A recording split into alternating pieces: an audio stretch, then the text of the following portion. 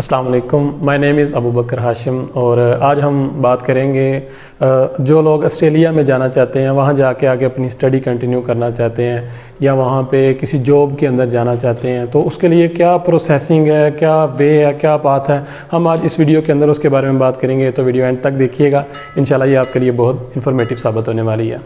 तो अगर हम बात करें ऑस्ट्रेलिया जाने के प्रोसेस के वाले से, उसमें सबसे बेसिक और पहला स्टेप होता है वो होता है कि आपके पास एक वैलिड अप्रोप्रिएट डिग्री होनी चाहिए। इंटर करके जाया जा सकता है, बैचलर करके भी जाया जा सकता है। बड़े बच्चे हैं जो पीएचडी करके या एमफिल करके आगे पीएचडी स्कॉलर के लिए जाते हैं। तो फर्स्ट स्टेप होता है कि आपके पास एक अप्रोप्रिएट डिग्री एटलीस्ट इंटर होना लाजमी है, ठीक है। उसके बाद आप नेक्स्ट स्टेप की तरफ जाते हैं। इंटर करने के बाद आप देखते हैं सबसे पहले कि भाई आपके पास अगर वहाँ का प्रोसेस हो जो आप फॉलो करना चाह रहे हैं, उस प्रोसेस के अंदर सबसे पहला स्टेप आता है लैंग्वेज कोर्स। ऑस्ट्रेलिया के अंदर, यूके के अंदर, कनाडा के अंदर या यूएसए के अंदर इवन के हर जगह पे एडमिशन लेने के लिए अगर आप एजुकेशन डिग्री के लिए जाना चाह रहे हैं, सबसे पहला स्टेप है आपके पास एक लैंग्वेज कोर्स होना लाजमी है। ऑस्ट्रेलिया के अंदर अगर हम बात करें, ऑस्ट्रेलिया के अंदर आइट्स चल जाता है, उसके अंदर पीटी भी चल जाता है और बहुत से लैंग्वेज सर्ट के कोर्सेज होते हैं जो करके आप आगे अपना जो है ना स्टेप फॉरवर्ड कर सकते हैं। अगर पीटी की अगर हम बात करें, पीटी के अंदर चूँकि 90 मार्क्स टोटल होते हैं, तो उनमें से अगर आप इंटर करके बैचलर्स में एडमिशन लेना चाह रहे हैं तो उसके लिए 45+ नंबर आ जाए तो बात बन जाती है।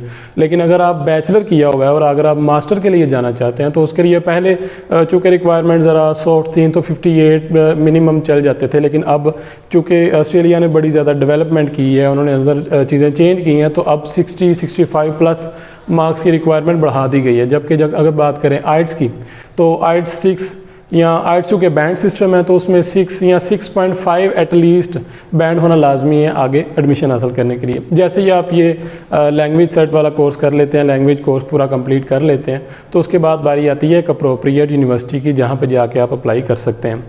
ऑस्ट्रेलिया के अंदर जो यूनिवर्सिटीज़ होती हैं उनमें लेवल होते हैं, एक लेवल 1 होता है, लेवल 2 होता है, लेवल 3 होता है। तो आप चेक करते हैं कि किस लेवल की यूनिवर्सिटी के अंदर जाना चाहते हैं। ये लेवल क्या चीज़ है? लेवल वहाँ की यूनिवर्सिटीज़ के कुछ स्टेप्स हैं। कुछ के रिक्वायरमेंट ज़्यादा होती हैं, कुछ की रिक्वायरमेंट्स कम होती हैं, कुछ की कंडीशन ज़रा सॉफ्ट होती हैं, तो उस हिसाब से उनके लेवल बने हुए हैं। और अगर बात करें, कुछ बच्चे ऐसे होते हैं जो इंटर करके बजाय यूनिवर्सिटी के अंदर जाने के, वहाँ पे एक और रास्ता है, वहाँ कॉलेजेस भी मौजूद होते हैं, कॉलेजेस के अंदर भी एडमिशन हो जाता है। तो जो चीज़ यूनिवर्सिटी या कॉलेज के अंदर देखनी होती है वो देखनी होती है कि भाई उस यूनिवर्सिटी की फ़ीस, उस यूनिवर्सिटी की अप्रोप्रिएशन के भाई वो आगे यूनिवर्सिटी जाकर फ़ायदेमंद है, लेवल कौन सा है, अच्छे लेवल की यूनिवर्सिटी है कि नहीं है, फ़ीस किसकी कम है, या जो आप उसके यूनिवर्सिटी चूज़ कर रहे हैं क्या वो आपको आपकी डिग्री के हिसाब से, जो पहले आपने डिग्री की है उस हिसाब से नेक्स्ट डिग्री दे रही है कि नहीं दे रही। अब बड़े बच्चे ऐसे हैं जो इसमें सबसे बड़ी गलती करते हैं। अब पाकिस्तान के अंदर एक सिस्टम है कि आप यूनिवर्सिटी के अंदर, ऑस्ट्रेलिया की किसी भी यूनिवर्सिटी के अंदर अप्लाई अगर करना चाहते हैं तो उसके लिए आपको मैंडेटरी है कि किसी ना किसी कंसल्टेंसी के थ्रू जाना पड़ता है। अब अगर आप कंसल्टेंट के पास जाते हैं तो कंसल्टेंट्स आपको सिर्फ एडमिशन के हद तक आपको कहते हैं कि हम आपका वहाँ पे एडमिशन करवा देंगे। उसमें वो जो चीज़ बच्चे मेनली गलती करते हैं वो क्या करते हैं कि वो ये नहीं चेक करते कि वो जिस अप्रोप्रिएट डिग्री के अंदर जा रहे हैं उसकी वहाँ पे पीआर है कि नहीं है, जो कि सबसे एक इम्पोर्टेंट पॉइंट होता है चेक करना। पीआर क्या चीज़ है? जैसे ही बच्चा वहाँ पे डिग्री कंप्लीट करता है, डिग्री कंप्लीट करने के बाद वहाँ पे अगर उसने जॉब के लिए अप्लाई करना है तो वो जो जॉब का उसका प्रोसेस है उस प्रोसेस को बोलते हैं पीआर। जो पहले डिग्री कंप्लीट करता है, डिग्री कंप्लीट करने के बाद एक छोटा बेसिक प्रोसेस आता है जिसको टीआर बोलते हैं, टेम्परेरी रेजिडेंसी। टेम्परेरी रेजिडेंसी के कुछ स्टेप्स होते हैं वो पूरे करने होते हैं, उसके बाद स्टार्ट होता है PR, permanent residency. PR Australia के अंदर बाहर से आने वाले जो स्टूडेंट्स हैं उनके लिए चंद एक ही डिग्रीज़ हैं जिनको करके आगे वहाँ पे पीआर में अप्लाई किया जा सकता है। बड़ी ऐसी डिग्रीज़ हैं जो सिर्फ करवाते हैं लेकिन उसमें पीआर नहीं है। तो अगर आप वहाँ पे कोई यूनिवर्सिटी चूज़ कर रहे हैं आगे पढ़ने के लिए तो उसमें सबसे जो पहला स्टेप आप चेक करें वो यही चेक करें कि उस डिग्री की ऑस्ट्रेलिया के अंदर पीआर है कि नहीं है। जैसे ही आप पीआर देख लेते हैं, पीआर के बाद दूसरा स्टेप आता है उसमें फ़ीस। ऑस्ट्रेलिया के अंदर डिफरेंट कोर्सेज़ की डिफरेंट फ़ीस है, किसी की ज़्यादा है, किसी की कम है। जैसे वहाँ पे लॉ की बहुत ज़्यादा फ़ीस है उसके बाद अगर आ जाए मेडिकल की बहुत ज़्यादा फ़ीस है। तो लेकिन जैसे जैसे आप नीचे आते जाते हैं फ़ीस के अंदर फ़र्क आता जाता है। किसी की $13,000 है, किसी की $18,000 है। तो 18,000 से लेके 34,000 पर सेमेस्टर तक की कम से कम एक फ़ीस की ड्यूरेशन चलती है, जिसके अंदर आप देखते हैं कि क्या आप ये वाली फ़ीस वहाँ जाके दे सकते हैं या नहीं दे सकते, वहाँ पे अर्निंग करके इतनी फ़ीस निकाल सकते हैं कि नहीं निकाल सकते। तो ये दूसरा स्टेप होता है जो देखना होता है। इसके बाद आप चूज़ करते हैं एक वो स्पेशल जो कोर्स है जिसके अंदर आप अपने आप को इनरोल करना चाहते हैं। जैसे ही आप ये यूनिवर्सिटी डिसाइड कर लेते हैं, यूनिवर्सिटी के साथ साथ आपने एक चीज़ प्लस पॉइंट जो देखना होता है वो देखना होता है अपनी अकोमोडेशन, जो ऑब्वियसली बहुत ज़्यादा इंपॉर्टेंट है कि जैसे ही आप वहाँ जाएंगे आपको रहने के लिए भी वहाँ पे जगह चाहिए। कुछ लोग होते हैं वो उनका कोई ना कोई रिलेटिव वहाँ मौजूद होता है, वो यूनिवर्सिटी के पास ही उनकी रिहाइश होती है, तो उनको आने जाने में इतना मसला नहीं होता। तो ये जो accommodation plus university plus PR, ये तीन चीज़ें जो चेक करनी होती हैं, ये हमारा बेसिक स्टेप होता है जो हमें फॉलो करना होता है। जैसे ही हम ये फॉलो कर लेते हैं तो कंसल्टेंट के थ्रू हम क्या करते हैं, अप्लाई करते हैं। वो आप जो उनको कोर्स बोलेंगे उसके अंदर आपकी एप्लीकेशन डाल देते हैं। जैसे ही आपकी एप्लीकेशन चली जाती है, यूनिवर्सिटी आपकी एप्लीकेशन एक्सेप्ट करती है। एप्लीकेशन एक्सेप्ट करने के बाद वो आपको एक लेटर जनरेट करती है जिसको कंडीशनल ऑफर लेटर बोलते हैं। कंडीशनल ऑफर लेटर इसको इसलिए बोलते हैं कि उसके साथ कोई ना कोई कंडीशंस लग के आती हैं। अब कंडीशन क्या क्या हो सकती हैं, वो कंडीशन आपके एजुकेशनल डॉक्यूमेंट कोई भी हो सकता है, फॉर एग्जांपल, ठीक है। वो आपके एसेट्स मांग सकते हैं। वहाँ पे ऑस्ट्रेलिया के अंदर एक इस कंडीशन को बोलते हैं GTE। पुराने वक्तों के अंदर, साल पहले की अगर बात करें, तब चलता था GTE, लेकिन अब उन्होंने नई लेजिस्लेशन के मुताबिक उसको चेंज करके GTS बना दिया हुआ है। उसमें थोड़ी सी कंडीशन स्ट्रिक्ट कर दी गई हैं, रिक्वायरमेंट्स बढ़ा दी गई हैं, थोड़ी सी चेंजिंग लेके आए हुए हैं, जिस वजह से उसमें थोड़ा अब ये GTS को वाला जो स्टेप है इसको फॉलो करना ज़रा लाजमी होता है। उसके अंदर आप क्या करते हैं, जब ऑफ़र लेटर यूनिवर्सिटी आपको भेजती है तो आप उनकी रिक्वायरमेंट्स पूरी करते हैं। रिक्वायरमेंट्स में क्या क्या आते हैं, आपके एजुकेशनल डॉक्यूमेंट्स पूरे होने चाहिए, सारे के सारे, मैट्रिक, इंटर, आपका आइडेंटिटी कार्ड आपके फादर का, ठीक है। उसके अलावा अगर उन्होंने बैंक स्टेटमेंट रिक्वायर्ड, अब हर जो ऑस्ट्रेलिया की यूनिवर्सिटी है, पहले ऐसा होता था कि हर लेवल 1 की यूनिवर्सिटी के लिए बैंक स्टेटमेंट रिक्वायर्ड नहीं थी होती। बैंक स्टेटमेंट क्या चीज़ है कि आपके बैंक के अंदर जो आपका पर्सनल बैंक है या आपका जो फैमिली अकाउंट है उसके अंदर एटलीस्ट 9 से 10 मिलियन अबव अमाउंट मौजूद होनी चाहिए, ताकि आप, क्योंकि उनके मुताबिक ये है कि आप आ रहे हैं तो आप अपनी फ़ीस खुद अफोर्ड करेंगे, तो एटलीस्ट आपके पास इतनी अमाउंट होनी चाहिए कि आप वहाँ पे आके अपनी फ़ीस वगैरह पे कर सकें। उसके लिए वो मांगते हैं आपसे बैंक डिटेल देना लाजमी है, ठीक है। उसके अलावा आपके सारे एजुकेशनल लैंग्वेज कोर्स, ये उनकी बेसिक रिक्वायरमेंट है जो उनको चाहिए होती हैं। जैसे ही आप ये उनको प्रोवाइड कर देते हैं, आप उनकी कंडीशंस को मीट करते हैं। जैसे ही कंडीशंस को मीट करते हैं तो वो आपको एक नया ऑफ़र लेटर जारी करते हैं जिसको वो बोलते हैं अनकंडीशनल ऑफ़र लेटर, मतलब आपकी कंडीशंस पूरी हो गई हुई हैं। उसके अंदर वो भेजते हैं अपनी यूनिवर्सिटी की बैंक डिटेल जिसके अंदर आपने फ़ीस पे करनी होती है। अब वो फ़ीस पे करनी होती है तो आपको अपने पाकिस्तान के किसी भी अकाउंट से आप फ़ीस पे कर सकते हैं।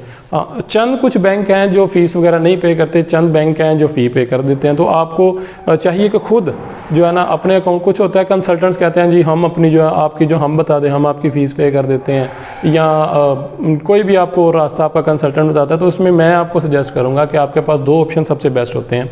एक ऑप्शन ये है कि अगर आपका कोई वहाँ पे ऑस्ट्रेलिया के अंदर कोई फ्रेंड नहीं, कोई रिलेटिव कोई भी मौजूद है, तो आप उनके साथ डील कर लें कि भाई आप वहाँ से यूनिवर्सिटी को डॉलर की फॉर्म के अंदर फ़ीस पे कर दें, तो बाद में जो है ना आप जैसे ही वहाँ पहुँचेंगे आप उनको वो पे कर देंगे। दूसरा तरीक़ेकार ये है कि आप पाकिस्तान में जो आपका अपना बैंक अकाउंट है वहाँ से डायरेक्ट डॉलर परचेज़ करके आप उनको फ़ीस वगैरह पे करके उनको भेज दें। जैसे ही उनको आपकी फ़ी रिसीव हो जाती है, आपके सारी कंडीशंस मीट कर जाती हैं, मीट करने के बाद उसके बाद फिर आपको वो एक नया लेटर जारी करते हैं। तीसरा फाइनल लेटर जो होता है यूनिवर्सिटी की जानब से जो हमें रिसीव होता है वो होता है COE, कन्फर्मेशन ऑफ इनरोलमेंट आपकी हो जाती है, कन्फर्म हो जाती है, उस चीज़ का आपको वो एक सर्टिफिकेट जारी करते हैं जिसको कन्फर्मेशन ऑफ इनरोलमेंट का नाम देते हैं। जैसे ही वो आ जाता है आपका यूनिवर्सिटी का स्टेप कंप्लीट हो जाता है। यूनिवर्सिटी का स्टेप कंप्लीट होने के बाद जो अगला नेक्स्ट स्टेप आता है वो आता है वीज़ा फाइल करने का टाइम आता है। वीज़ा फाइल करने के लिए आपको कम से कम 3 चीज़ें चाहिए होती हैं। उसमें क्या क्या चाहिए होती है, आपको अपनी बायोमेट्रिक की अपॉइंटमेंट बुक करनी पड़ती है। लाहौर के अंदर अगर आप बात करें, लाहौर के अंदर एक फेडेक्स कंपनी है जो आपकी बायोमेट्रिक लेती है, आपकी फिंगर थंब वगैरह लेती है, उसके अलावा आपकी फ़ोटो लेती है, वो डाटा आपसे लेती है, उसके लिए आप वहाँ पे जाते हैं। एक ये स्टेप है। दूसरा स्टेप है आपका मेडिकल के लिए भी यहाँ पे डिफरेंट क्लिनिक्स बने हुए हैं जो ऑस्ट्रेलियन एम्बेसी की तरफ से अप्रूव्ड होते हैं। वहाँ जाते हैं आप, वहाँ उसकी अपनी फ़ीस देते हैं, एम्बेसी वो मेडिकल करवाते हैं आप। मेडिकल करवाने के बाद जब ये 2 चीज़ें आपके पास आ जाती हैं, साथ ही आप अपना वीज़ा फ़ाइल कर देते हैं एम्बेसी के अंदर। अब एम्बेसी के अंदर वीज़ा फ़ाइल करने का जो प्रोसेस है उसके लिए जिन जिन डॉक्यूमेंट्स की ज़रूरत है उनमें आपके आ जाते हैं एजुकेशनल डॉक्यूमेंट्स सारे के सारे आ जाते हैं। उसके अंदर आपके कन्फर्मेशन ऑफ इनरोलमेंट जो COE आपका लेटर होता है, COE आ जाता है। उसके अलावा आपकी एसेट्स की सारी डिटेल। एसेट्स की डिटेल क्यों चाहिए होती है? क्योंकि जो ऑस्ट्रेलियन एम्बेसी होती है वो आपसे डिमांड करती है कि भाई आपके पास इतने कम से कम, अगर कैश अमाउंट नहीं है तो एटलीस्ट इतने एसेट्स होने चाहिए कि आपको पीछे से आपकी फैमिली सपोर्ट कर सके अगर वहाँ पे आपके पास आपके ऊपर किसी तरह के कोई भी मामलात आते हैं। उसके अलावा आपके बैंक, आपने उनको जो बैंक स्टेटमेंट पहले प्रोवाइड किया उस बैंक स्टेटमेंट की डिटेल फिर प्रोवाइड करनी है।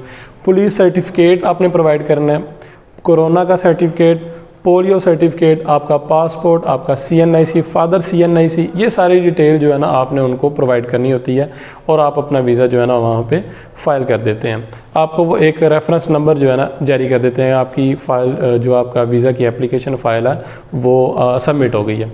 उसके बाद का प्रोसेस होता है वीज़े का वेट करना। जो एम्बेसी का नॉर्मल प्रोसेसिंग टाइम है वो एटलीस्ट 57 डेज़ है, but it all depend upon your luck. मैंने बहुत से ऐसे लोग देखे हैं जिनका 24 घंटों के अंदर फाइल करने के बाद 24 घंटों के अंदर ही वीज़ा आ गया। कुछ लोग ऐसे हैं 7-7 महीने 8-8 महीने वीज़ा फाइल रहा। इवन के अगर मैं अपनी जर्नी की अगर बात करूँ, ये मेरी अपनी जर्नी भी है। इस जर्नी के अंदर मैंने अपना जो वीज़ा फ़ाइल किया उसमें कम से कम मुझे 7 मंथ तक वेट करना पड़ा उसके रिस्पॉन्स के लिए। कोई रिस्पॉन्स नहीं था रहा। मैं 2 बार यूनिवर्सिटी की तरफ से डेफर भी हुआ। जब आप जो क्लासेस की जो डेट होती है अगर आप उस डेट तक नहीं पहुंच पाते तो आपकी जो यूनिवर्सिटी होती है जिसमें आपने एनरोलमेंट करवाई होती है वो आपको नेक्स्ट इनटेक के अंदर डेफर कर देती है। ठीक है, फिर आप दोबारा वेट करते हैं। अगर उस इनटेक तक नहीं आप पहुंच पाते वो फिर आपको फिर डेफर कर देती है यूनिवर्सिटी। एटलीस्ट आप जो यूनिवर्सिटी आपको टाइम देती है वो 3 बार आपको डेफर करती है। अगर 3 बार डेफर करने के बावजूद भी आपका वीज़ा नहीं आता वो फिर आपको कहते हैं कि जी हम आपका COE कैंसिल कर रहे हैं, आप जो है ना दोबारा एप्लीकेशन डालें। लेकिन ये अब रिसेंट जो मामलात हुए हैं इनके अंदर ये मामलात हुआ है कि किसी बंदे का 2-3 बार डेफर हुआ हो तब जाके रिस्पॉन्स आया हो। मेरा अपना 2 बार डेफर हुआ। 2 बार डेफर होने के बाद जो जाके मुझे अपना वीज़ा रिस्पॉन्स आया और अल्हम्दुलिल्लाह मेरा वीज़ा एक्सेप्ट हो गया और इंशाल्लाह बहुत जल्दी मैं जा भी रहा हूँ। और बाकी अगर बात करें वीज़ा प्रोसेसिंग टाइम की तो 57 एटलीस्ट टाइम है। उससे पहले आप उनको ना तो पूछ सकते हैं कि भाई मेरा वीज़ा क्यों नहीं आ रहा, ना आप उनके साथ किसी तरह की कोऑर्डिनेशन कर सकते हैं क्योंकि ये ऑनलाइन प्रोसेस है। ठीक है, लेकिन रिसेंट कुछ वाक़यात ऐसे हुए हैं, जैसे कुछ बच्चे ऐसे हैं जिन्होंने प्रोसेसिंग टाइम गुजरने के बाद 4 मंथ बाद भी अपना वीज़ा ना आने की वजह से एम्बेसी में कॉल्स की हैं। एम्बेसी को कॉल करके उनको अपना ये केस समझाया कि मेरा काफ़ी देर से वीज़ा पेंडिंग पड़ा हुआ है, ठीक है, तो काइंडली मुझे थोड़ा सा फेवर करें या मेरी एप्लीकेशन को थोड़ा सा कंसिडर किया जाए। और बड़े बच्चे ऐसे हैं जिनको उसका रिस्पॉन्स पॉजिटिव में आया। ठीक है, तो ये एक सारी एक डिटेल है, ठीक है, जिसके ज़रिए आप अपना ऑस्ट्रेलिया का वीज़ा प्रोसेस कर सकते हैं। अब इस सारे प्रोसेस की अगर बात करें तो इसमें अगर मैं अपनी जर्नी की बात करूं तो मैंने किया हुआ था BS अलाइड हेल्थ साइंसेज किया हुआ था, जिस बेस पे मैंने मास्टर्स के अंदर एडमिशन लिया। Master in health administration and policy and leadership के अंदर मैंने एडमिशन लिया हुआ था।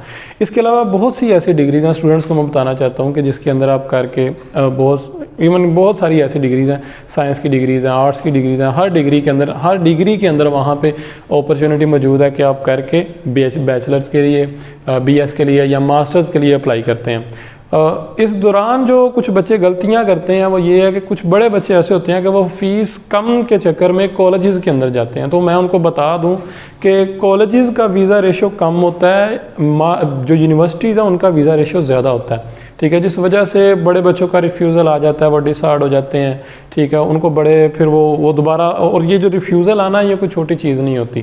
ठीक है, क्योंकि उससे क्या होता है कि आपकी वहाँ पे जाने की प्रोबेबिलिटी में फ़र्क आता है। तो हमेशा कोई भी यूनिवर्सिटी चूज़ करते हुए सोच के अच्छे से कि भाई कौन सी यूनिवर्सिटी जाना है, किस कॉलेज के अंदर जाना है, फिर जो है ना करें। बाकी अगर बात करें कि वहाँ पे अर्निंग की क्या अपॉर्चुनिटीज़ है, तो वहाँ पे बहुत अच्छी अर्निंग की अपॉर्चुनिटीज़ हैं।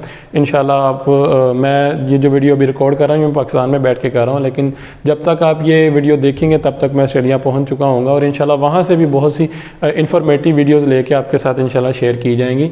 अगर बात करें वहाँ पर अर्निंग की, तो वहाँ पर इतनी इनफ अर्निंग मौजूद है कि आप करके आगे अपनी एजुकेशन को भी सपोर्ट कर सकते हैं, नॉट इवन एजुकेशन, कि आप अपनी फैमिली को भी पीछे जो है ना सपोर्ट कर सकेंगे साथ ही। और ये एक बड़ा ग्लोबली वहाँ पे ये काम है कि बच्चे वहाँ पे बड़ा अच्छा अर्न करते हैं। मेरे अपने बड़े दोस्त वहाँ मौजूद हैं, एक पूरी कम्युनिटी बनी हुई है जो क्या कर रहे हैं, आने वाले स्टूडेंट्स को भी रिसीव करते हैं, उनको वहाँ पे रिहाइश देते हैं, उनको सपोर्ट करते हैं, इवन मॉरल सपोर्ट वहाँ पे करते हैं, फाइनेंशियल सपोर्ट करने की भी कोशिश करते हैं।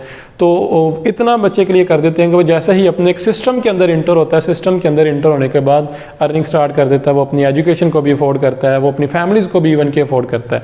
तो बहुत जो है ना ऑप्शंस हैं आपके लिए डिग्रीज़ के हवाले से। आगे ऑप्शन है, आप यहाँ पे भी पाकिस्तान के अंदर जो डिग्रीज़ कर रहे हैं उसका हर एक का वहाँ पे ऑप्शन मौजूद है, लेकिन वो फुल एंड फाइनल बात ये है कि आप हमेशा जब भी वहाँ पे जाने की कोशिश करें, एजुकेशन डिग्री में जाने की कोशिश करें, तो कोशिश करें कि उस डिग्री के अंदर जाएं जिनकी एक वैलिड PR मौजूद हो, ताकि आप डिग्री करें, आप इतनी फ़ीस वगैरह वहाँ पर अफोर्ड करेंगे तो एटलीस्ट जो आपने फ़ी पे की है, जिस डिग्री की फ़ी पे की है, उसका आपको बेनिफिट भी हो ऑस्ट्रेलिया के अंदर ही PR लेने के लिए। तो ये आपके लिए एक होगा कि आप यहाँ से वो डिग्री चूज़ करके जाएं जिसकी PR भी हो और जिसका फ्यूचर भी हो।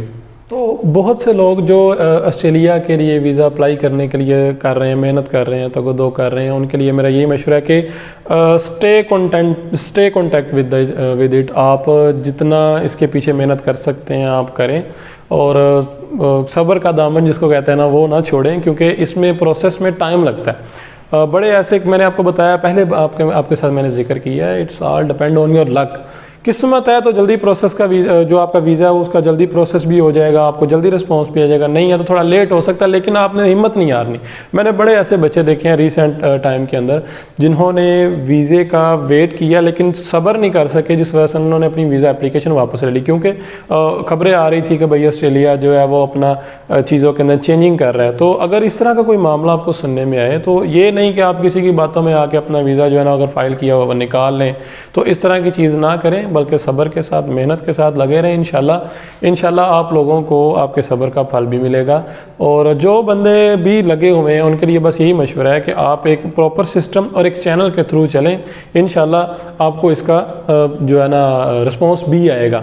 बाकी मेरी जितनी कोशिश थी, मैंने जितनी इन्फॉर्मेशन आपको दे सकता था दी है, लेकिन अगर किसी का कोई भी इस रिलेटेड कोई क्वेश्चन हो तो कमेंट के अंदर ज़रूर पूछिएगा। इंशाल्लाह आपको उसके लिए पूरी तरीके से गाइड किया जाएगा। अल्लाह हाफिज़।